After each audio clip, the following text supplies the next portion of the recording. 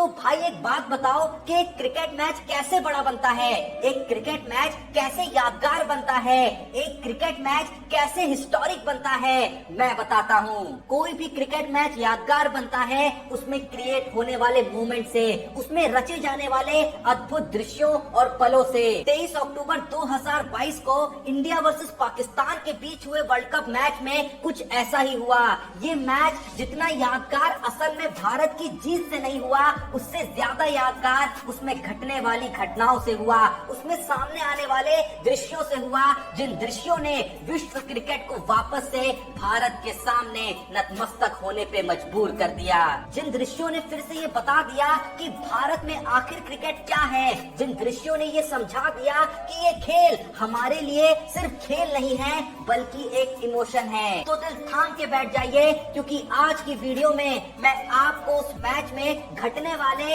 ऐसे ही 10 दृश्यों से मुखातिब कराऊंगा जो जाने अनजाने में आपने मिस कर दिए होंगे। पर अब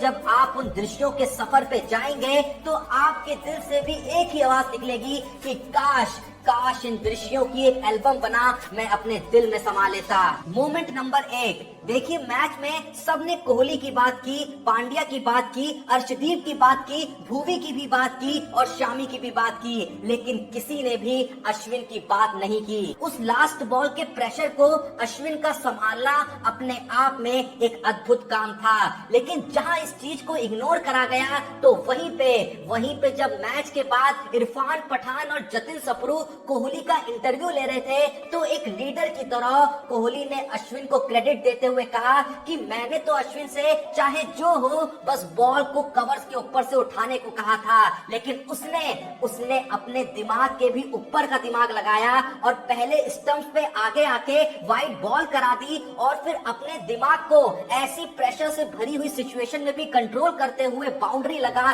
भारत को विजयी बना दिया। इवन कोहली ने ये तक कह डाला कि जितना क्रेडिट बाकी बैट्समैन डिजर्व करते हैं, मेरे हिसाब से अश्विन भी उतने ही क्रेडिट के हकदार हैं। कोहली के इस स्टेटमेंट को ज्यादा लोगों ने कवर तो नहीं किया, लेकिन स्टिल ये स्टेटमेंट सच में अश्विन के लिए मायने रखता है, क्योंकि आज से कितने साल बाद भी आप इस जीत की गाथा लोगों को सुनाएंगे तो अश्विन का नाम लिए बिना इसका क्लाइमैक्स नहीं बता पाएंगे। मोमेंट नंबर 2, मैच के बाद जब कोहली से पहले जतिन सप्रू और पठान हार्दिक पांड्या का इंटरव्यू ले रहे थे तो हार्दिक पांड्या का ये कहना कि मेरे पापा जीवित रहते हुए कुछ ऐसा ही देखना चाहते थे, अगर आज वो इस मैदान पे मैच देख रहे होते तो वो स्टैंड से कूद के मैदान पे भाग आए होते। हार्दिक बोले जा रहे होते हैं और उनके आंसू उनके पिता की याद में थम नहीं रहे होते हैं। जो भी कहो पांड्या के पिता आज जहाँ भी होंगे उन्हें देख के यही कह रहे होंगे कि बेटा तूने मेरी कुर्बानियां सफल कर दी। एक बाप को अपने बेटे से आखिर और क्या ही चाहिए। मोमेंट नंबर 3, मैच शुरू होने से पहले जब पूरी भारतीय टीम राष्ट्रगान के लिए मैदान पे आती है और राष्ट्रगान बजता है और उसी के साथ जब वहाँ मौजूद लाखों भारतीय एक सुर में राष्ट्रगान गाते हैं तो अचानक राष्ट्रगान के अंत में कैमरा रोहित शर्मा की तरफ जाता है। तभी रोहित शर्मा का वो रिएक्शन बता रहा होता है कि जब लाखों भारतीय एक जगह पे खड़े होके एक ही सुर में राष्ट्रगान गाते हैं तो उस माहौल को सोख पाना मुश्किल हो जाता है। रोहित शर्मा का ये एक्सप्रेशन बता रहा था कि उस माहौल में सच में उनके रोंगटे खड़े हो रखे थे। मोमेंट नंबर 4, आपको 2016 टी20 वर्ल्ड कप में कोहली की ऑस्ट्रेलिया के खिलाफ खेली गई वो मैच विनिंग पारी तो याद ही होगी, जिसे कोहली कई स्टेजेस पे अपनी जिंदगी की बेस्ट पारी बताते रहे हैं, लेकिन जब पाकिस्तान के खिलाफ खेली गई शानदार पारी के लिए उन्हें मैन ऑफ द मैच घोषित करा गया तो उन्होंने अपनी बात को एंड करते हुए यही कहा कि वैसे तो मैं आज तक मोहाली में खेली गई अपनी पारी को बेस्ट मानता था, लेकिन आज से ये मेरी जिंदगी की सबसे बेस्ट पारी बन गई है। कोहली की ये बात सुन के मेरे दिल से भी बस एक ही बात निकली कि क्यों नहीं, क्योंकि ऑस्ट्रेलिया को हराने में वो सुख कहां जो पाकिस्तान को हराने में है। मैं जानता हूं कि इन 4 मोमेंट्स ने ही आपका माहौल बना दिया होगा, लेकिन जब अब आप बचे हुए 6 मोमेंट्स पे नजर डालेंगे तो कसम से आप जहां पे भी मौजूद हैं वहां खड़े खड़े आप इंडियन टीम को सैल्यूट कर देंगे। पर वो देखने से पहले जैसा कि विराट कोहली की इस पारी ने हमारी और विराट कोहली की जिंदगी को एक बार फिर से कहीं ना कहीं पूरे तरीके से ट्रांसफॉर्म कर दिया है। मोमेंट नंबर 5, जब मैच खत्म हुआ तो सारा मैदान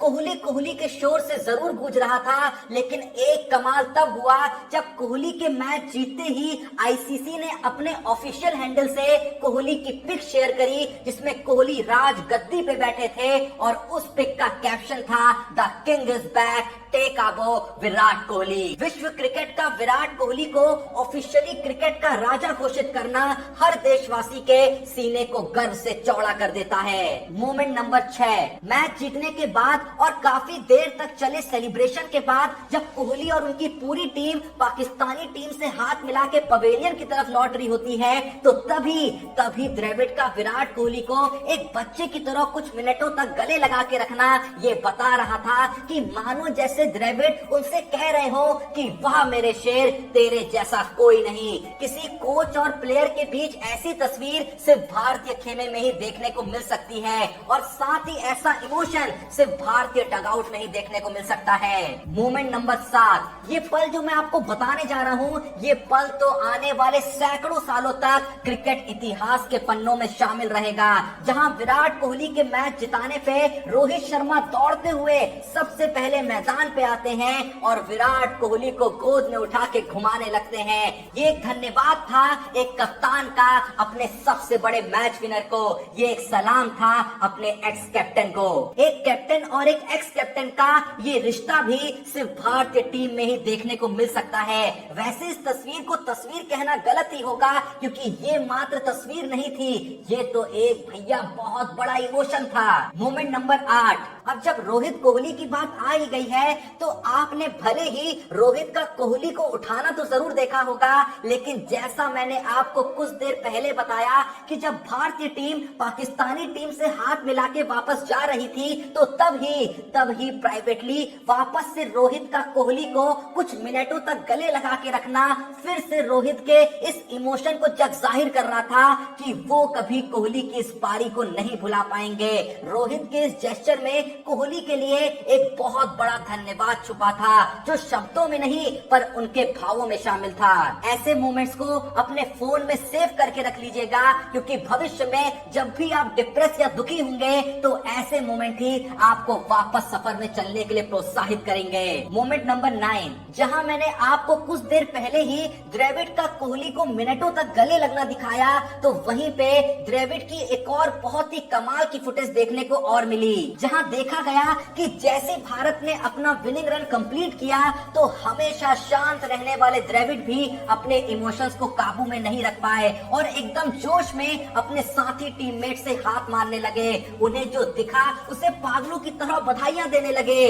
द्रविड़ का मात्र ये रिएक्शन आपको बता देगा कि भारत के लिए ये जीत कितनी बड़ी थी। और अब बारी आती है फाइनल और मोमेंट नंबर 10 की। ये दृश्य इस मैच का सबसे महान और सबसे अद्भुत दृश्य था, जहां देखा गया कि मैच खत्म होने के बाद खुद the greatest of all time, the legend, the chase master Virat Kohli भी अपने इमोशंस पे काबू नहीं रख पाए और बीच मैदान रोने लगे। हर्षा भोगले बैकग्राउंड में बड़ी ही कमाल की बात कहते हैं कि मैंने कोहली को चेज में जिताते हुए तो कई बार देखा है लेकिन इस तरह रोते हुए कभी भी नहीं देखा। कोहली का ये रिएक्शन बताता है कि ये पारी उनके लिए कितने मायने रखती थी, ये पारी उनके लिए कितनी बड़ी है और ये पारी उनके दिल के कितने करीब है। और मैं तो कहूंगा जो एग्जैक्ट उस समय कोहली को फील हो रहा था ना, कुछ वैसी ही फीलिंग हर भारतवासी के दिल में भी उमड़ रही थी। अब जो भी ये वीडियो देख रहा है इन सारे ही मोमेंट्स में से आपका सबसे फेवरेट मोमेंट कौन सा था